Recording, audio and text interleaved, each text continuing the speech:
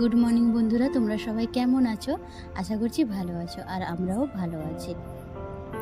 মৌসুমি ব্লগে তোমাদের সবাইকে স্বাগত। ভিডিওটা কন্টিনিউ দেখতে থাকো, আশা করছি তোমাদের সবার ভালো লাগবে।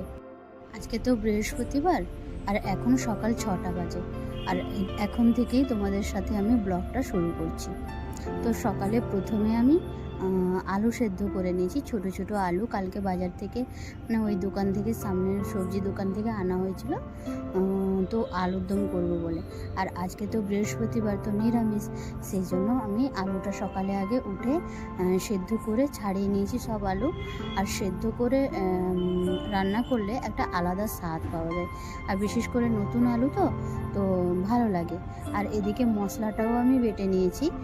মশলাটা বেটেছি আমি জিরে আর 2টো শুকনো লঙ্কা আর আদা দিয়ে বেটেছি। আর টমেটোটা তো কেটে নিয়েছি। আজকে এই দিয়েই রান্না করব।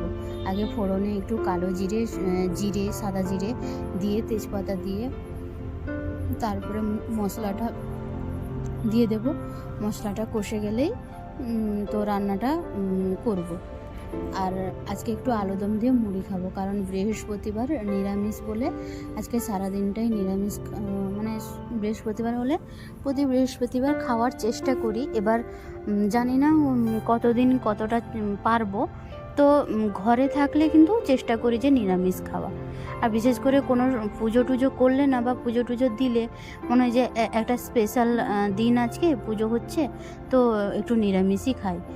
মাছ মাংসের প্রতি এতটা মানে আগ্রহ থাকে না। তো যেহেতু আজকে বৃহস্পতিবার, লক্ষ্মী পুজো করবো, এখন রান্নাবান্না করে তারপরে ঘরের কাজগুলো কিন্তু কিছু হয়নি, কারণ আগে রান্নাটা করে নিয়ে রেখে দিব। কারণ ও উঠলে, যখন ওর মানে উঠবে, তখনই আমি মানে চান টান করে নিলে, ও অফিসে যাওয়ার জন্য রেডি হলে আমি তখনই খেতে দিতে পারবো। সেই জন্য আমি ভাবলাম যে আগে রান্নাটা করে ফেলি, তারপরে আমি বাকি ঘরের কাজগুলো করব। তো কথা বলতে বলতে তো রান্নাটা আমার হয়ে গেছে, আলুদমটা। আর অল্প একটু বানিয়েছি, কারণ সকালেই শুধু খাবো, কারণ আবার দুপুরে আবার নিরামিষ করব, সেই জন্য সকালেই শুধু খাবো মুড়ি দিয়ে। ও তো মুড়ি দিয়ে খেয়ে যাবে, তারপরে আমি ওই পুজো টুজো করার শেষে তখন খাবো। তো আলুদমটা হয়েও গেছে আমার। আর আলুগুলো না পুরো গোটা গোটা রেখেছি, কারণ গোটা গোটা আলুর দম, এই ছোটো ছোটো আলুর দম খেতে খুব ভালো লাগে কিন্তু। আর অল্প একটু মানে একটু এখন আলু, যেহেতু আলু তো মানে নতুন আলু, সেই জন্য একটু অল্প একটু চিনিও দিয়েছিলাম। তারপরে এসে আজকে তো বৃহস্পতিবার, ঘর টর মুছতে হবে, সেই জন্য সকালে আগে আমি বেডশিটটা পাতিয়ে নিচ্ছি, তুলে ওই বাসি বেডশিটটা তুলে, তো তারপরে আমি ঘর টর ঝাঁট দিব আর ঘর মুছবো। এই কাজটা হয়ে গেলে তারপরে আমি ঘর মুছবো। আর বালিশের কভারগুলোও আমি ঢুকিয়ে নিচ্ছি এখন।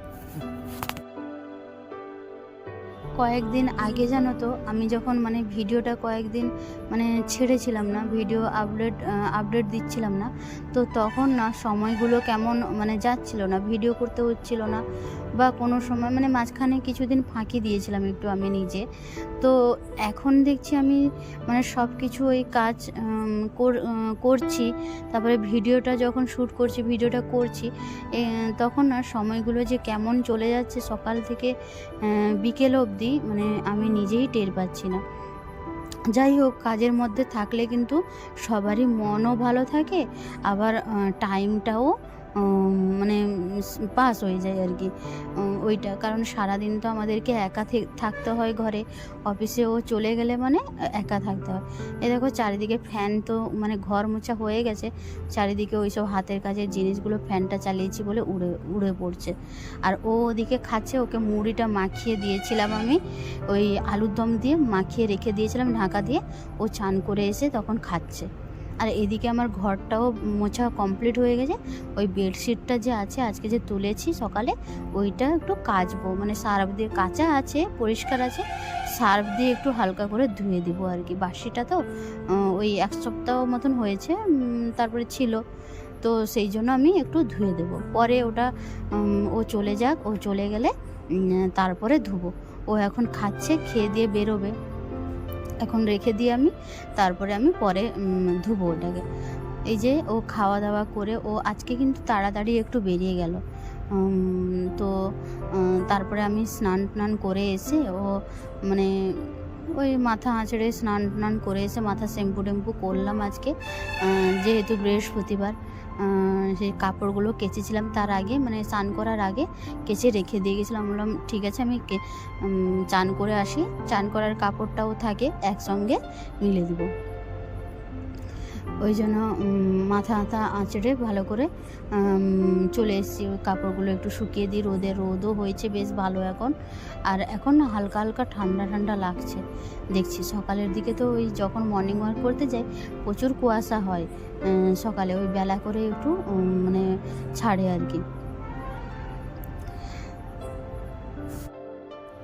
ওইদিকে কাপড়গুলো মিলিয়ে আসার পরে কি করলাম না, মানে ঠাকুরগুলো স্নান করে সব ঠাকুরকে, ওই লক্ষ্মী, গণেশ, শিব, তারপরে আমার গোপালকে তো প্রতিদিনই স্নান করায়, তো ওদেরকে সব ধোয়া মোছা করে ভালো করে বাসন টাসন ধুয়ে, ওই ঠাকুরের যে বাসনগুলো থাকে ওইগুলো ধুয়ে তো পুজো করাও আরম্ভ করে দিয়েছি। ফুলটাও দিয়ে দিয়েছি।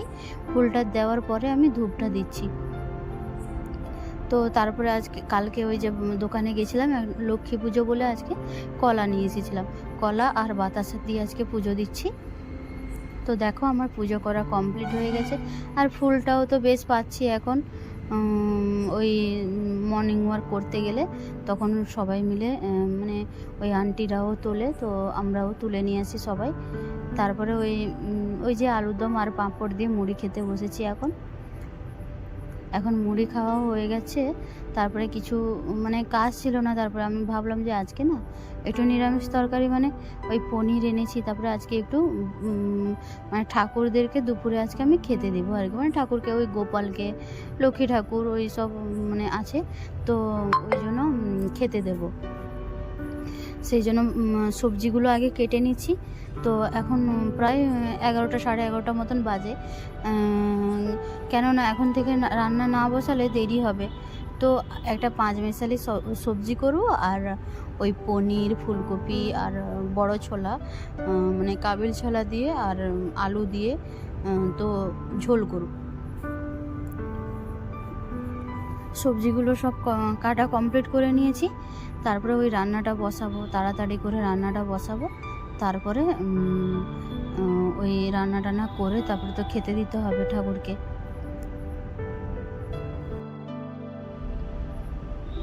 এবার রান্না করতে এসে গেছি আমি। ওই তো কড়াটা ছোট কড়া, মানে একটু ছোট কড়া বলে একটু অসুবিধা হবে বলে আমি তেলগুলো মানে খুব সাবধানে রান্না করতে মানে হচ্ছে আর কি। ভয়ও লাগছে। এদিকে পাতলা ছোট কড়া ওই ঠাকুরের জন্য, মানে নিরামিষের জন্য নিয়ে এসেছিলাম ঘর থেকে। দেখো আলুটা আগে ভেজে নিয়েছি একটু হালকা করে, নতুন আলু তো হালকা করে ভাজলে হয়ে যাবে। আলু ফুলকপি সব ভাজা হয়ে গেছে। তারপরে এই 5 মেশালি যে সবজিটা করছি ওইটা, ওই আলু, বেগুন, শিম একটু দিয়েছি, আর ওই কুমড়ো একটু দিয়েছি। এগুলো দিয়ে সবজি মশলা দিয়ে ওই রান্নাটা করছি আর কি। এই যে তরকারিটা হয়ে গেছে, 5 মেশালি তরকারিটা। আর ঠাকুরের জন্য তরকারি রান্না করছি তো, তাই মানে টেস্ট করতে পারিনি আর কি। কেমন কি হচ্ছে মানে বুঝতেই পারছি না। তো দেখা যায় কেমন কি হয়। মানে এর আগে যতবার রান্না করেছি মানে ঠিকঠাক করে ভালো মতনই হয়েছে। তারপরে আমি ওই যে ওই সয়াবিন আরও দিয়ে সেই যে একটা তরকারি, ঝোল তরকারি করব পনির দিয়ে তরকারিটা, ওই জন্য মশলাটা কষে নিয়ে ওই ভাজা সব সয়াবিন ভেজে রেখেছিলাম সব কিছু দিয়ে এখন কষে নিচ্ছি। আর কড়াটা একটু ছোট তো সেই জন্য খুব অসুবিধা হচ্ছে। আর সবজিগুলো না মানে একটু একটু করে না অনেকগুলো সবজি হয়ে গেছে, দিয়ে অনেকটাই বেড়ে গেছে আর কি। তো নাড়তেও অসুবিধা হচ্ছিল। সেই জন্য আমি মানে ঠিকঠাক করে কষানো হয়নি। আর যেহেতু ভাজাগুলো সবজি আছে তো সব, সেই জন্য বেশি কষায়নি, ওই জলটা ঢেলে দিয়েছি আর কি। হালকা করে হচ্ছে এখন। এই যে রান্নাবান্না কমপ্লিট করে তারপরে ওই খাবারটা বেড়ে নিচ্ছি, আমি খাবারটা সাজিয়ে নিচ্ছি। বেশি মানে ভাজাভাজি করতাম, কিন্তু এই কড়াটার জন্য না একটু প্রবলেম হলো আর কি। আর সব কিছু ঠিকঠাক না থাকলে না খুব রান্না করতে কিন্তু খুব অসুবিধা হয়। ওই তো এই এই একটা জিনিস ওই বাড়ি থেকে নিয়ে এসেছিলাম, ওই জন্যই তো এখন মানে একটু তবুও মানে করতে পারছি এগুলো। নাহলে যখন প্রথমের দিকে ছিল না একেবারে কিছু, তো মানে রান্না করতেই পারতাম না ঠাকুরের জন্য। তো যাই হোক, এই যে খাবারগুলো বেড়ে নিচ্ছি, তুলসী পাতা সবগুলোতে দিয়ে দিয়েছি খাবার দেওয়ার জন্য। মোটামুটি এখন রেডি করে নিয়েছি। এই তো এবার নিয়ে যাচ্ছি মানে ওই ঠাকুরের কাছে।